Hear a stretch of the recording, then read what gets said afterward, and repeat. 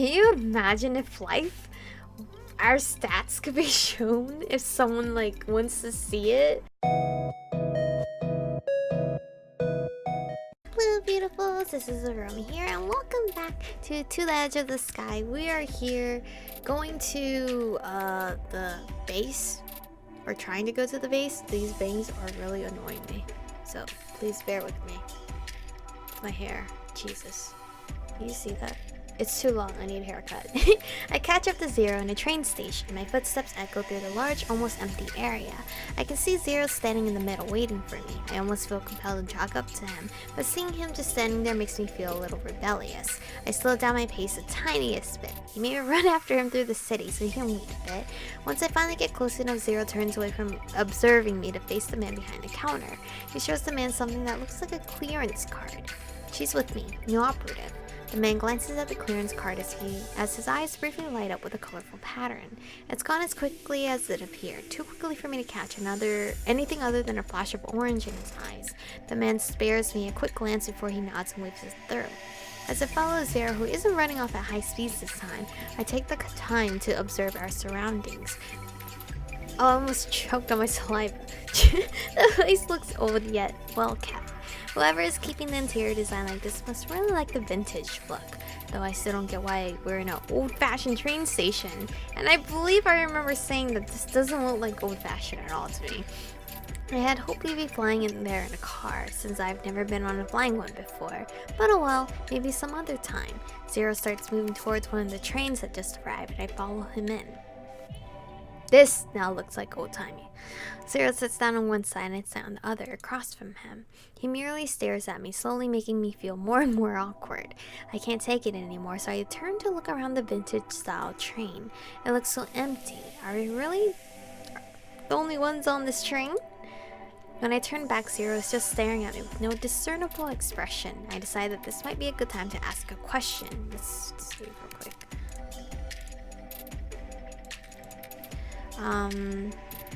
Why are you staring? Does this head straight to face? Why are we taking a train like this? No, I want to be funny and say why are you staring? Why are you staring? Zero looks away. Sorry. No, it's okay. We was just wondering. Zero shrugs and falls silent. I sigh. First awkward conversation. First milestone complete, I guess. Other than a few curious stolen glances here and there, we spend the rest of the train completely silent. I don't know if that was a good choice or not, but oh well. In around 15 minutes time, we arrive at the next station.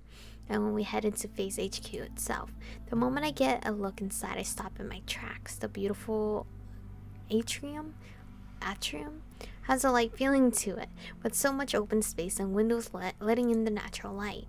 It's filled with people, operatives, and researchers, all in white, walking about. Some are in groups, some are on their own. Although it's busy, the area itself is too big to feel crowded. I space out, taking in all the details of this wonderfully spacious place. I step back and look up at the ceiling and at the sky above. Wow, good evening. I look back down to see a woman standing there. Oh, the doctor is so gorgeous. I am Dr. Kyria Park. It's a pleasure to finally meet you, although you are quite late. Oh, yes, I am terribly sorry for that. Dr. Park gives a brief nod of acknowledgement as if she'd already forgotten it. Then she turns to Zero. Thank you for going to retrieve Operative 7, Zero. Operative 7? What a weird... Oh wait, that's me. They're referring to me. Zero smiles back at the doctor. You're free to go now, Zero. Zero places his right hand over his heart and bows his head slightly before running off further into the building. I watch him go, but he zooms off so fast that he's gone out of my sight before I know it. Please come with me. I'll take you to your room. She motions for me to follow. As we walk through the large space side by side, Dr. Park holds a tablet up. She begins to go through my stats one by one. These are most impressive, especially considering you have joined us without going through any of our training and advancement initiatives. I look around the atrium, and at all the people around us. Is it okay to talk about that all here? Everyone here are operatives within a secret branch of Phase. Therefore, an operative's basic stats are public information. I frown. It feels a bit odd to be reduced down to stats like a game, or maybe just a literal statistic. Can you imagine if our stats could be shown if someone like wants to see it. It seems I forgot to introduce myself properly. I'm the lead researcher here at FaZe. I have many responsibilities, so at times you may not see me often. One of the things I am in charge of is ensuring that all our operatives are always healthy and at their best. I apologize for forgetting. I'm always delighted when someone so talented joins us, especially at Phantom Alpha's level. Thank you. That's very high praise, especially from someone in your position. But I feel a lump in my throat. Am I really good enough? I don't know if I'm really what you think I am. I'm not sure that this whole thing isn't a mistake. She stops in front of me, making me stop with her. She practically shoves her tablet in my face. With her stylus, she points to my skill level ranking. It says I have a rating of S class. I'm so great, guys. The software analyzes the potential ability of a candidate based on unprovided data, and it's rarely ever wrong. She then relaxes and smiles at me. I made the software myself after all, but it could be updated with new data later on. I'm sure that any new data will only prove the software's ranking to be correct. Or who knows, maybe even better. SS rank. The doctor's eyes seemed to glitter at the thought before we began walking again. Where is it that FaZe got the data from anyway?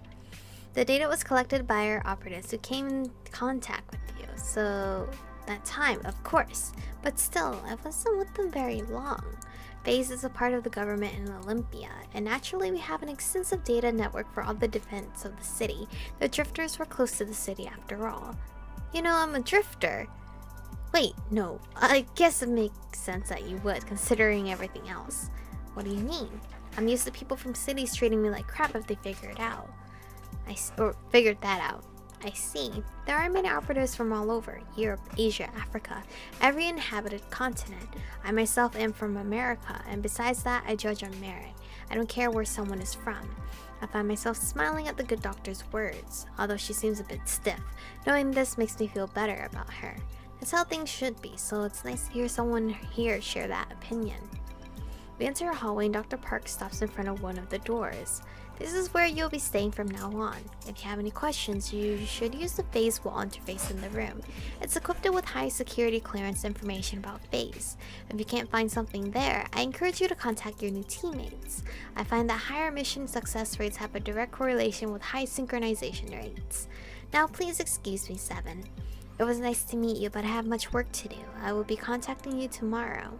On behalf of everyone here, welcome to Phantasm. With that, Dr. Park finally leaves. I giddily stare at the door of my new room. It's finally time to see where I'll be sleeping from now on. I take a deep breath to steady myself and go in. So beautiful! I freaking love this room. The bedroom, my bedroom, I was gonna say my apartment, looks so different from any place that I've ever stayed at before. Okay. Although considering most places I've stayed at were dirty, abandoned, or a literal hole in the ground. These look like the drawers from IKEA, the Alex drawers, because I have one. Except it's smaller. Like, thinner. The drawers are thinner. This is definitely beyond compare. That's when exhaustion hits me out of nowhere like a ton of bricks. I drag myself towards the bed and flop down on top of it, too tired to do much else. I can't believe I'm finally here. The trip was long and exhausting, and damn Zero for making me run after him. So tired. Still, I wonder, is this really the right choice? I feel anxious but excited too. Not sure which one's winning just yet, so I'll wait and see on that one. I wonder what my teammates will be like. My thoughts feel heavier and heavier, and I can no longer fight to keep my eyes open. In my last moments of consciousness, I wonder what will life be like at FaZe.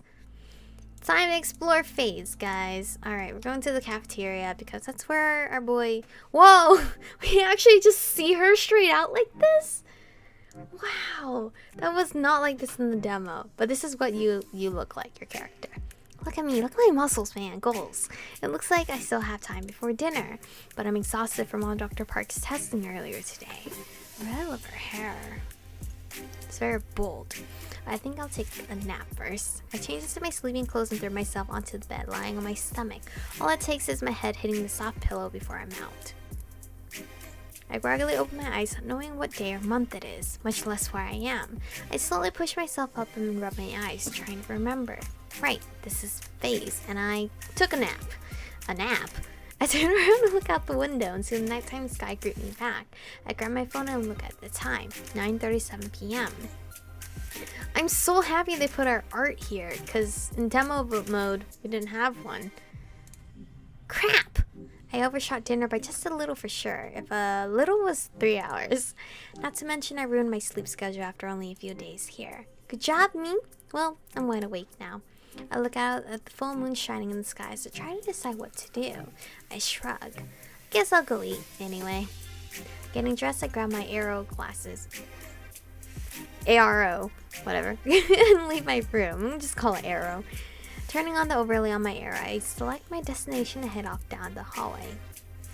Or down to hallway? I don't know. In the cafeteria now, I order my dinner from a touchscreen, then sit at a table to wait for it. There's a few others here, and I hazard a guess that people eat here 24/7 anyway.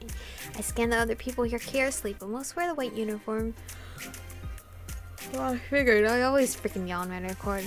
The white uniforms of phase researchers. Here and there, some very distinct people stand out with a strong aura, and I bet that they might be other operatives. Other operatives. That feels so weird to think. The operatives look so intense and capable that I wonder for the millionth time if I have a right to be here. That's when I notice someone who looks distinct, but has a different feeling from the others. Someone in white.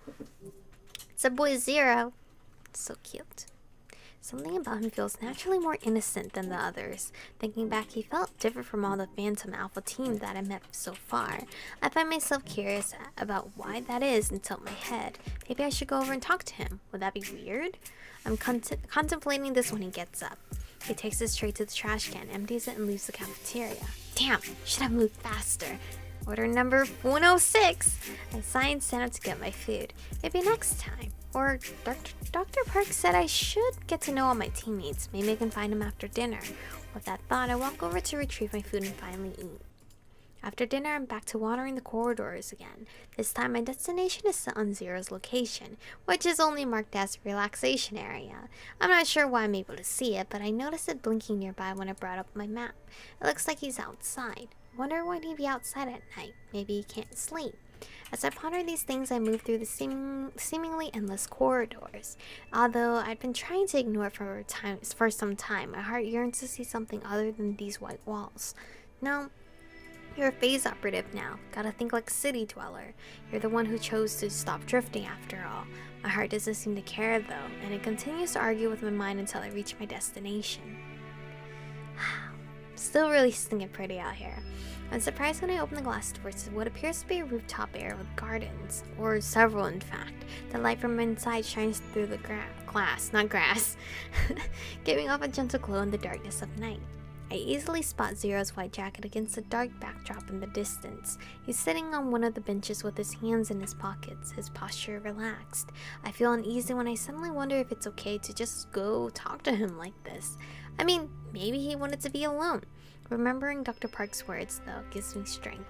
Taking my glasses off, I shake my head and begin striding towards him. He glances at me immediately, his large dark eyes shining in the faint light. Wow. Gorgeous people. Hi. Mind if I sit here? Zero shakes his head and scoots over on the bench and I sit down. I wait for him to start speaking. She looks so unamused, like, are you gonna talk? Or to question why I'm here, but he doesn't. The seconds stretch on into minutes before that I realize that my plan to chat with him has turned into an awkward silence. Frantic at my social failure, I try to think of something good to say that isn't, tell me your whole life story. So, it's a real nice night for an evening. Oh god, did I really just say that? I feel heat rush to my face at my terrible social skills, but Zero just looks at me and actually gives me a small laugh. Or smile? Laugh. Yeah. At seeing his bright smile, I relax. Good, so he has a sense of humor at least. If this had been 4, it might have gone really badly. Dr. Park told me I should try to get to know you guys. The team, I mean. I saw you in the cafeteria earlier, so I thought I'd come to say hi. Zero nods along, then scratches his head. Are you getting used to things? Do you have any questions? Can I ask you a question? Can I split the turn the wheels and ask you a question. But this is where we're gonna stop for today's episode. I hope you guys have enjoyed it so far. I know you guys are just wanting to go hurry up into the chapters, but I need to refresh my mind. Okay, so bear with me. So thank you guys for watching today's episode. Stay beautiful, and I'll see you guys in the next one. 의미 없는 감정 소모해 반복된 시속 속에 이젠 난 지겨워지려네 반복된 시속 속에